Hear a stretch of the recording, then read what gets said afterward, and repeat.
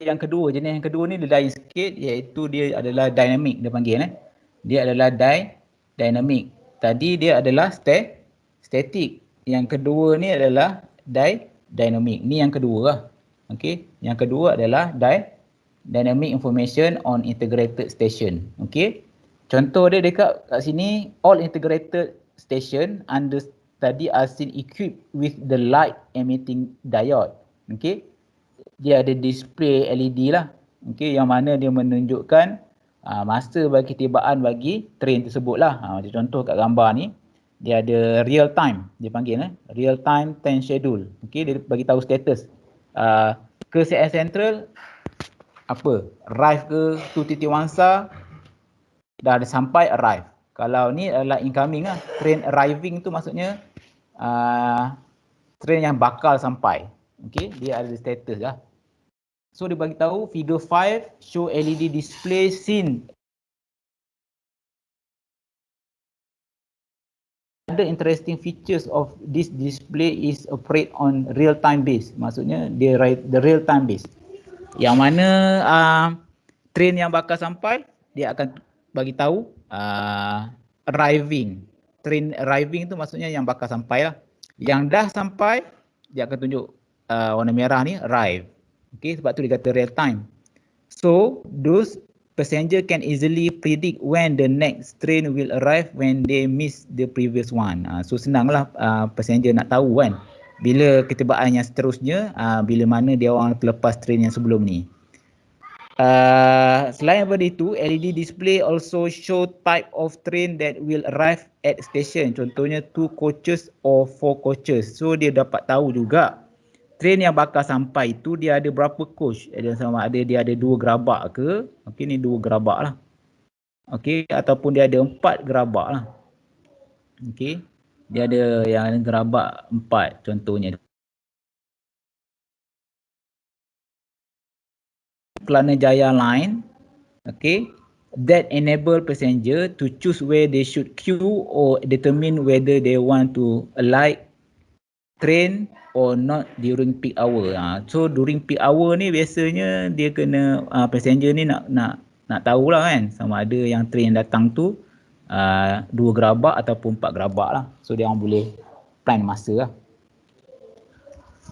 Okey, untuk bus station pula, okey, bus station ni biasa apa? Biasanya Rapid KL dia ada Rapid KL dia ada bus lah.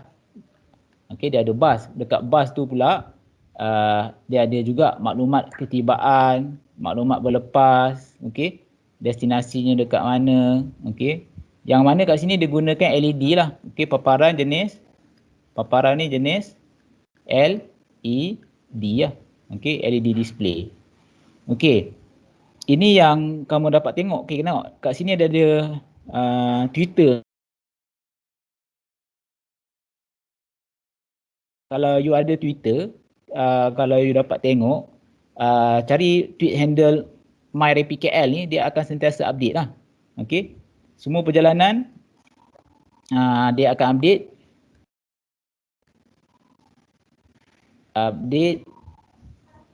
di Twitter lah. Okey. Ini adalah, tapi di Twitter ni dia jenis paparan yang lain lah. Sekarang ni kita tengok dynamic information.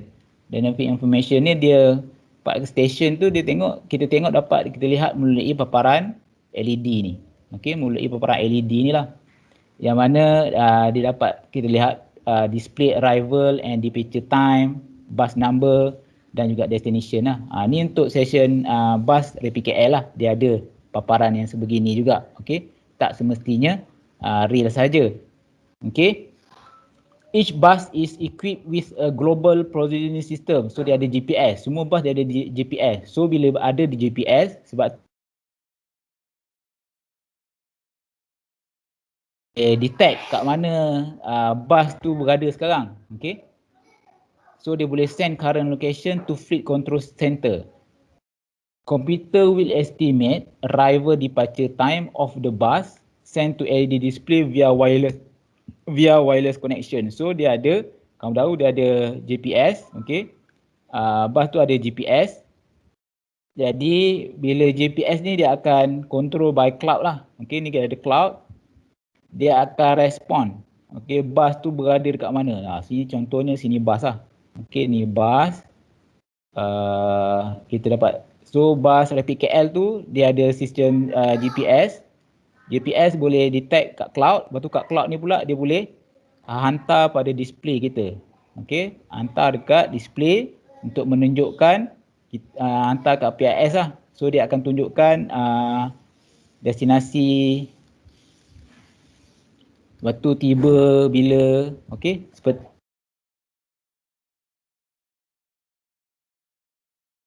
okey. Poin yang ketiga ni dia beritahu lah, okey, ini adalah contoh LED display yang berkenaan dengan bus schedule. Okey.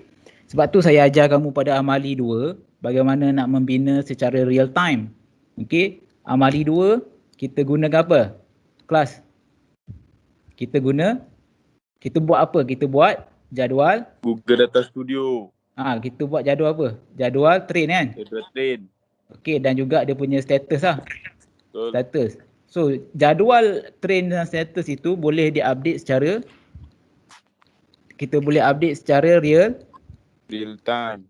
Kita boleh update real time. Kita gunakan apa? Kita gunakan Google Data Studio. Campur dengan kita punya database lah. Database kita tu kita buat dia raw dekat Google Sheet lah. Cuma ada sedikit kelemahan yang kita buat ni sebenarnya. Sebab kita tak integrated dengan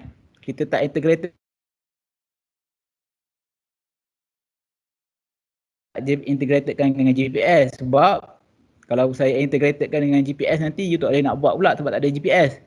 You nak synckan dengan cloud. Okey, apa yang kita buat dalam hari tu adalah sebenarnya kalau kamu dapat lihat bahagian ini yang kita dah buat. Satu bahagian lah. Okey, satu bahagian ni yang kita dah buat. So daripada cloud dia boleh displaykan pada kita punya paparan lah. Okey, cuma yang kita tak ada adalah ini, bahagian ini. GPS yang kita boleh respon kepada cloud. Okey, boleh faham tak? Walaupun tak dapat buat keseluruhan, tapi kita berjaya, bukan kita lah, kamu lah sebenarnya. Kamu berjaya ikutkan prosedur dalam lab itu, you dah buat sebahagiannya lah. At least kalau ada diminta untuk kamu nanti buat satu sistem, at least kamu dah ada pengalaman sedikit untuk diceritakan. Masa belajar dulu saya ada buat jadual train, status.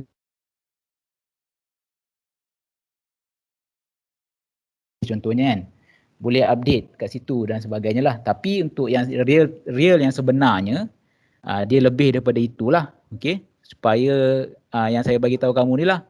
Contohnya, selain daripada bus ni, train pun sama, dia ada GPS. Dia boleh hantar kat cloud kedudukan sebenar dia.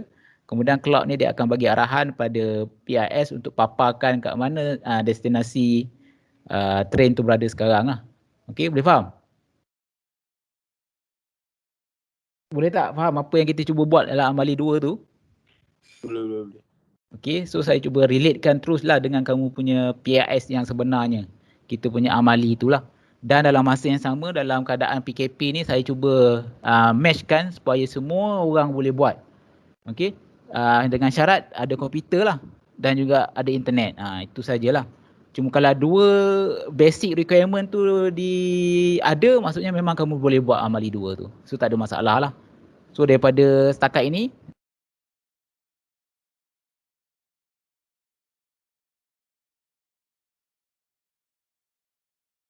okey.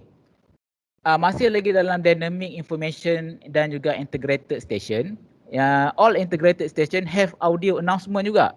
Okey, dia ada audio announcement. Okey, dalam lab kita, hari tu saya ada minta untuk kamu set up satu sistem kan, yang dipanggil sebagai public addressing lah. Okey. Yang dalam lab tu yang kita ada adalah wireless. Kita ada wireless mic. Okey. Campur dengan speaker lah. Alright. Wireless mic ni, kalau kata you kat dalam station, contoh, you ada station kan? Station LRT. Katalah saya menamakan dia adalah station A. Contoh Kat dalam station A ni dia ada public ni. public announcement ni. Okey. Apa perkara yang ada? Okey. Tadi kamu tahu kita ada paparan. So paparan, kita ada paparan PIS, kita ada paparan masa kita train dan sebagainya. Mic and speaker ni siapa yang cakap? Okey, dia ada satu orang yang in charge, dia ada satu PIC yang in charge bahagian ketibaan ni. Contoh kalau ada ketibaan train, dia akan announce lah. Ni, tell passenger estimate arrival and departure time. Also status of train operation if it encounter technical problem. Kalaulah train tu ada problem, perlu dia announce juga. Okey, mungkin ada delay ke Okey, ni untuk apa? Tujuan dia mungkin kena ada delay ke Untuk delay ke ataupun cancel ke. Okey. Status lah, status train tu. Okey. So passenger nak kena tahu tu. Passenger nak tahu sebab dia dah tunggu. So menjadi tanggungjawab bagi stesen itu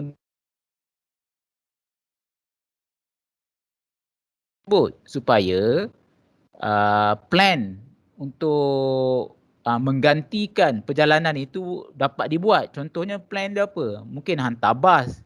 Okey. Mungkin hantar train untuk ganti dan sebagainya ataupun declare ada delay, time, arrival dan sebagainya lah.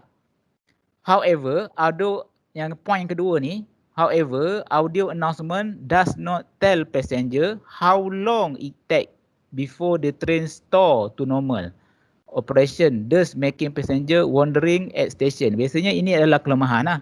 Ini kita panggil dia punya weakness lah. Okey, dia punya weakness. So dia ada weakness dia. Biasanya kita tengok tak dapat nak dia beritahu berapa lama biasanya train tu dapat dikembalikan secara normal. Biasanya dia akan beritahu delay je. Delay berapa lama tak tahulah.